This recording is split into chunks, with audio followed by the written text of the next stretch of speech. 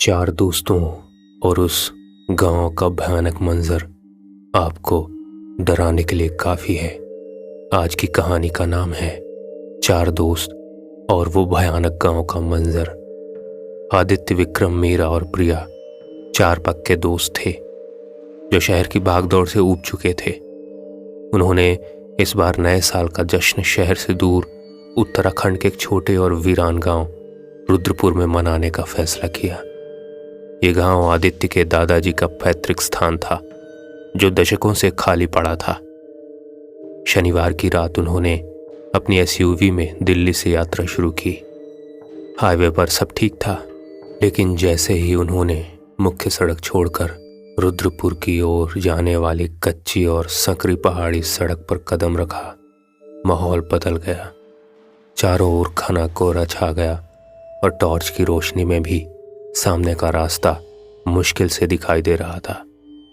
सड़क के दोनों ओर देवदार के ऊंचे डरावने पेड़ थे जिनकी काली छायाएं किसी राक्षस की तरह लग रही थी। यार, ये रास्ता कितना अजीब है, प्रिया ने कांपते हुए कहा। लगता है हम गलत मोड़ ले लिए, विक्रम ने स्टीयरिंग व्हील को कसकर पकड़ते हुए कहा। नहीं, यही रास्ता है, आदित्य ने मैप में देखते हुए पुष्टि की। बस यहाँ कोई रोशनी नहीं है। तभी इंजन से एक जोरदार कटाक की आवाज आई और गाड़ी ठिठक कर रुक गई। विक्रम ने गाड़ी को स्टार्ट करने की बहुत कोशिश की, लेकिन वो केवल घुर घुर की आवाज करके शांत हो गई। चारों ओर अपूर्ण सन्नाटा छा गया था। सिर्फ उनकी सांसों की आवाजें और कोहरे में कहीं दूर किसी कुत्ते के भौंकने की पतली आवाज थी। मीरा ने अपने फोन की टॉर्च जलाई और बाहर झांका। मुझे लगता है टायर पंक्चर हो गया है या फिर। तभी प्रिया चीख उठी। उसने पिछली खिड़की से पीछे देखा था। कोहरे के बीच से उन्हें कुछ दूरी पर एक आकृति दिखाई दी। एक वृद्ध महिला जिसके कपड़े फटे हुए थे और बाल बिखरे हुए थे, सड़क के किनारे खड़ी थी। सीधे उनकी गाड़ी की ओर घूर रही थी वो औरत। उसकी आंखें अजीब तरह से चमक रही थीं। चलो चलो, गाड़ी स्टार्ट करो, आदित्य ने चिल्लाकर कहा। विक्रम ने हड़बड़ी में फिर से चाबी घुमाई। इंजन ने एक झटके से काम किया और फिर चालू हो गया। विक्रम ने बिना कुछ सोचे समझे एक्सीलरेटर दबाया। गाड़ी तेजी से आगे बढ़ी, लेकिन अगले ही पल उनके सामने सड़क के बीचों बीच वही बूढ़ी महिला खड़ी थी। इस बार वो बहुत करीब थी। ब्रेक लगाने का मौका ही नहीं मिला। जोरदार टक्कर हुई, लेकिन टक्कर की आवाज के बाद वहां कोई चीख नहीं थी, कोई शरीर नहीं था, खून का एक धब्बा भी नहीं था। बस सड़क के बीचों बीच एक पुरानी टूटी हुई लकड़ी की गुड़िया पड़ी थी जिसकी एक आंख गायब थी। चारों दोस्त सदमे में थे। विक्रम ने गाड़ी रोकी। वो एक गुड़िया थी। आदित्य का माथा पसीने से भीगा हुआ था। शायद कोहरे में हमें भ्रम हुआ। मीरा ने कांपते हाथों से वो गुड़िया उठाई। पर ये यहाँ आई कैसे? जैसे ही मीरा ने गुड़िया को छुआ, गाड़ी के अंदर का तापमान अचानक गिर गया। उन्हें महसूस हुआ जैसे कोई ठंडी अदृश्य चीज उनकी सांसों के साथ अंदर घुस रही हो। विक्रम ने गाड़ी आगे बढ़ाई। उन्होंने पीछे मुड़कर नहीं देखा। सुबह जब वो रुद्रपुर पहुंचे तो उन्होंने देखा कि उनके स्वागत के लिए गांव का सबसे पुराना और अंधविश्वासी व्यक्ति काका उनके इंतजार में खड़ा था। तुम यहां क्यों आए हो बच्चों? काका ने अपनी डरावनी और भारी आवाज में पूछा। तुम्हारी दादी ने तुम्हें बताया नहीं? इस गांव की सीमा में कोई भी चीज सड़क से उठाई नहीं जाती। वो महिला जिसे तुम गुड़िया समझ रहे हो, वो इस जंगल की चुड़ैल है और अब वो तुम्हारे साथ तुम्हारी गाड़ी में है। मीरा ने अपने हाथों की ओर देखा, जहां अभी भी उस टूटी हुई लकड़ी की गुड़िया की ठंडक महसूस हो रही थी, और उन्हें लगा जैसे पिछली सीट से किसी ने उनके कंधे पर धीरे से हाथ रखा हो। काका की बात को सुनकर चारों दोस्तों के शरीर में ठंडी लहर दौड़ गई। मीरा ने डर के मारे उस गुड़िया को फेंकना चाहा, पर जैसे ही उसने हाथ उठाया, उसे लगा जैसे कोई अदृश्य शक्ति उसे कसकर दबा रही हो। उसके हाथ से गुड़िया गिरकर गाड़ी के फर्श पर जा गिरी और गिरते ही उसमें से धीमी मिमियाने की आवाज आई, जैसे कोई छोटा बच्चा रो रहा हो। आदित्य ने कांपते हुए काका से पूछा, काका ये आप क्या कह रहे हैं? ये सब अंधविश्वास है। काका की आंखें कोहरे की तरह सफेद और गंभीर थीं। अंधविश्वास नहीं बच्चा, ये सच्चाई है। वो गुड़िया वो केवल चुड़ैल का एक हिस्सा है, एक जाल, और अब तुम्हारे घर के दरवाजे तक आ गई है वो। उन्होंने बिना और कुछ कहे अपनी लाठी उठाई और तेजी से जंगल की ओर चले गए, जैसे उन्हें किसी चीज का डर हो। चारों दोस्त डरे हुए थे, लेकिन उनके पास अब एक ही सहारा था, आदित्य के दादाजी का पुराना वीरान घर। उन्होंने हिम्मत करके गाड़ी घर की तरफ मोड़ी।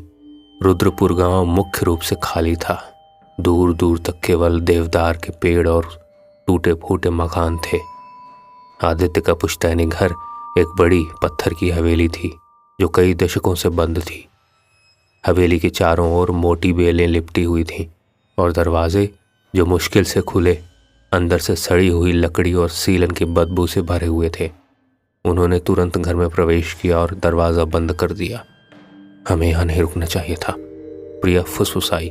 हमें शहर चलना चाहिए। अब नहीं, विक्रम ने कहा। गाड़ी का टायर अभी भी ठीक से नहीं लगा है और रात होने वाली है। कम से कम यहाँ छत तो है। उन्होंने मिलकर एक कमरा साफ किया और कुछ मोमबत्तियां जलाई। हवेली के हर कोने से अजीबोगरीब आवाजें आ रही थीं। कभी दरवाजे की चरमराहट, कभी छत पर किसी के चलने की आवाज। मीरा ने उस गुड़िया को उठाया जो उसने कार के फर्श से निकाली थी और उसे एक पुराने संदूक में बंद कर दिया। बस अब सब ठीक है, उसने खुद को तसल्ली देते हुए कहा। रात बहुत लंबी और डरावनी थी। आधी रात को जब वो चारों सोने की कोशिश कर रहे थे, हवेली की शांति अचानक एक भयानक शोर से टूट गई। ये शोर ऐसा था जैसे कोई भारी चीज सीढ़ियों से लुढ़कती हुई नीचे आ रही हो और उसके साथ किसी की लंबी डरावनी हंसी गूंज रही हो। आदित्य ने डर के मारे उठकर देखा। बाहर घना अंधेरा था। क्या तुमने सुना? विक्रम ने धीमी आवाज में पूछा। हाँ, मीरा कांप रही थी। शोर जोरदार होता गया। इस बार आवाज संदूक वाले कमरे से आ रही थी। गुड़िया, प्रिया चीखी। आदित्य ने दरवाजा खोला और टॉर्च जलाई। संदूक वाला कमरा खुला हुआ था और संदूक का ढक्कन टूटा हुआ था। फर्श पर जहां गुड़िया रखी थी वहां अब कुछ नहीं था, लेकिन फर्श पर टूटे हुए संदूक के पास गीली मिट्टी से बने हुए छोटे छोटे पैरों के निशान थे। तभी प्रिया फिर से चीखी और छत की ओर इशारा किया। छत की बीम पर लटके हुए धूल भरे पर्दों के बीच उन्होंने वही बूढ़ी महिला देखी। वो हवा में झूल रही थी। उसके फटे हुए कपड़े हवा में फड़फड़ा रहे थे, लेकिन वो इस बार गुड़िया के आकार की थी, छोटी, भयानक और डरावनी। उसकी गायब आंख की जगह से अब खून टपक रहा था। तुमने मेरा टुकड़ा उठाया, महिला ने एक भयानक गूंजती हुई आवाज में कहा, जो एक साथ 10 लोगों की आवाजों से मिलकर बनी थी। और अब मैं तुम्हें पूरा उठाऊंगी। अचानक कमरे की खिड़कियां तेजी से खुलने और बंद होने लगीं। हवा का एक बर्फीला झोंका आया और मोमबत्तियां बुझा गया। उस अंधेरे में उन्हें महसूस हुआ कि हवा में तैरती हुई कोई चीज तेजी से उनकी ओर बढ़ रही है। उन्होंने एक दूसरे को पकड़ लिया, लेकिन उन्हें लगा जैसे उनके बीच से कोई अदृश्य हाथ किसी ठंडे लोहे की तरह निकल गया हो। विक्रम ने दर्द से चीख मारी।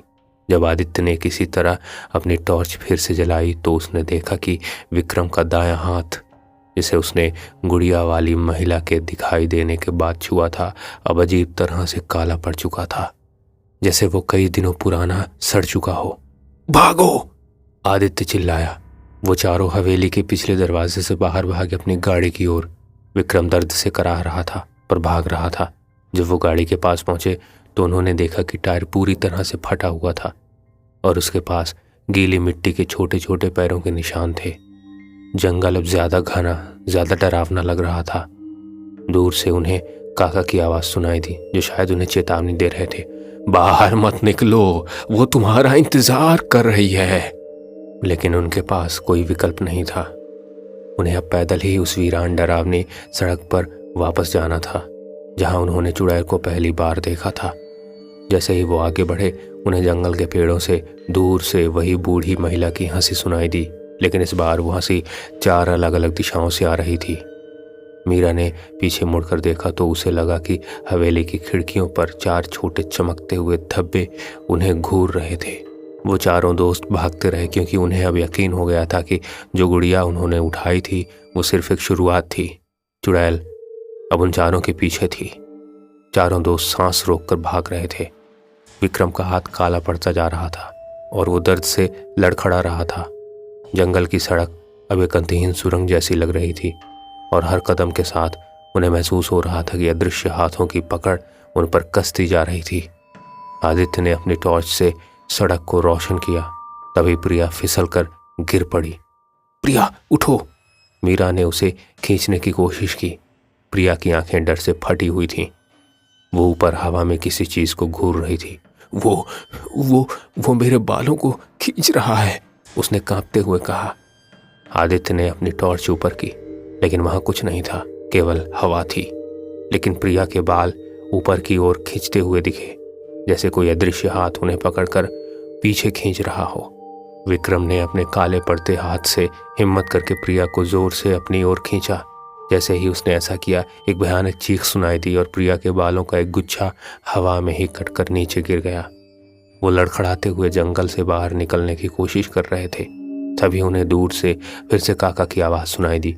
इस बार काका उनसे दूर नहीं जा रहे थे, बल्कि एक बड़े बरगद के पेड़ के नीचे खड़े उनका इंतजार कर रहे थे। काका की आवाज़ में कोई डर नहीं था, केवल उदासी थी। तुमने मेरी बात नहीं सुनी, अब वो तुम लोगों के साथ चिपक गई है। उसे वापस उसी जगह जाना होगा जहां तुमने उसे छुआ था। कैसे काका? वो एक अदृश्य चुड़ैल है, हम उसे कैसे छू सकते हैं? आदित्य ने कांपते हुए पूछा। काका ने जमीन पर एक पुराना जंग लगा हुआ चाकू दिखाया। ये रक्षा चाकू है, तुम्हारे दादाजी ने इसे बरसों पहले उसे बांधने के लिए इस्तेमाल किया था। चुड़ैल का ये रूप कमजोर है, क्योंकि वो केवल एक टुकड़ा है। तुम सबको एक दूसरे को छूते हुए उस गुड़िया को वापस वहीं रखना होगा जहां वो गिरी हुई थी। अगर कोई भी चैन तोड़ेगा तो वो उसे हमेशा के लिए अपने साथ ले जाएगी, लेकिन उस जगह तक तो हम वापस पहुंच ही नहीं पाएंगे। और मीरा ने विक्रम के काले पड़ चुके हाथ की ओर देखा। काका ने अपने सिर को निराशा में हिलाया।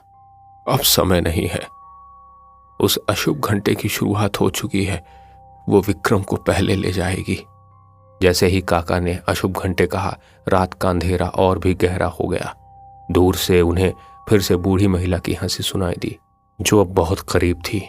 विक्रम अचानक जमीन पर गिर पड़ा। उसका काला पड़ चुका हाथ अब उसके पूरे शरीर पर फैल रहा था।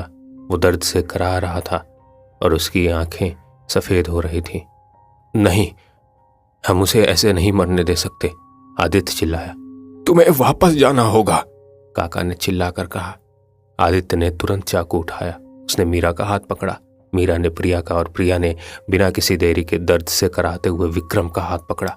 उन्होंने एक मानव श्रृंखला बनाई और काका की आखिरी चेतावनी को याद करते हुए तेजी से उस रास्ते पर वापस भागे जहां उन्होंने चुड़ैल की गुड़िया को ठोकर मारी थी। अब जंगल उनके खिलाफ हो गया था। पेड़ की डालियां उनके रास्ते में आ रही थीं और उन्हें लग रहा था जैसे जमीन उनके पैरों को पकड़ रही थी। उनके कानों में चीखें गूंज रही थीं, जैसे हजारों लोग उन्हें रुकने के लिए कह रहे हों। वो उस मोड़ पर पहुंचे जहां उनकी कार रुकी थी। वहां उनकी गाड़ी नहीं थी, केवल सड़क के बीचों बीच जमीन पर एक पुरानी सूखी हुई टूटी हुई लकड़ी की गुड़िया पड़ी थी, वही जिसकी आंख गायब थी।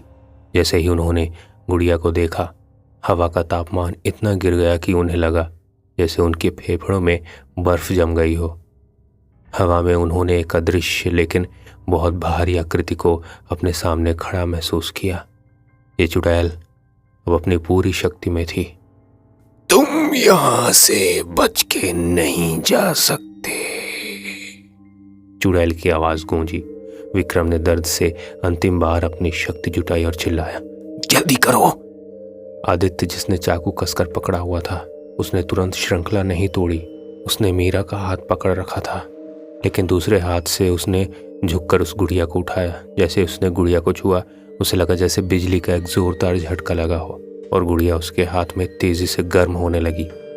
अंतिम प्रयास में आदित्य ने वो जंग लगा चाकू जमीन पर रखा और उस गुड़िया को चाकू के ठीक ऊपर रख दिया। एक भयानक चीख निकली जो पूरे जंगल में गूंज उठी। ये चीख इतनी तीखी थी कि उन्हें लगा जैसे उनके कान के पर्दे फट गए हों। गुड़िया से तेज रोशनी निकली और वो जलने लगी। जैसे ही वो जली, विक्रम के काले पड़ चुके हाथ से कालापन तेजी से वापस हटने लगा। कुछ सेकंड्स में वो ठीक हो गया। रोशनी खत्म हो गई, गुड़िया राख बन चुकी थी और जंगल में अचानक एक शांति छा गई। एक भारी डरावनी नहीं बल्कि शुद्ध शांति। वो चारों वहीं जमीन पर पड़े हुए थे, सांसें ले रहे थे, डरे हुए पर सुरक्षित थे। सुबह का सूरज उगने लगा। काका उनके पास आए। तुमने उसे वापस उसी जगह बांध दिया, काका ने सिर झुकाते हुए कहा। लेकिन वो वापस आएगी। जंगल की आत्मा कभी नहीं मरती। बस अब कुछ समय के लिए तुम सुरक्षित हो। चारों दोस्तों ने उस वीरान गांव को हमेशा के लिए अलविदा कह दिया। उन्होंने कभी पीछे मुड़कर नहीं देखा। शहर पहुंचकर वो सामान्य हो गए, लेकिन उस रात का डर हमेशा उनके साथ रहा। आज भी जब भी वो चारों गाड़ी में एक साथ सफर करते हैं, वो रात होने से पहले ही गंतव्य तक पहुंचने की कोशिश करते हैं। और कोई भी दोस्त गलती से भी सड़क पर गिरी हुई किसी भी चीज को नहीं छूता, क्योंकि उन्हें पता है कि उत्तराखंड के उस वीरान गांव की सड़क पर चुड़ैल का एक टुकड़ा अभी भी किसी अगले शहरी मुसाफिर का इंतजार कर रहा होगा। दोस्तों, ये कहानी यहीं पर खत्म होती है। अगर ये कहानी आपको पसंद आई हो तो कमेंट बॉक्स में हमें ज़रूर बताइए। वीडियो को लाइक कर दीजिए, चैनल को सब्सक्राइब कर लीजिए, ताकि ऐसी ही डरावनी कहानियाँ आप तक पहुँचती रहें। मिलते हैं अगली डरावनी भयानक कहानी के साथ।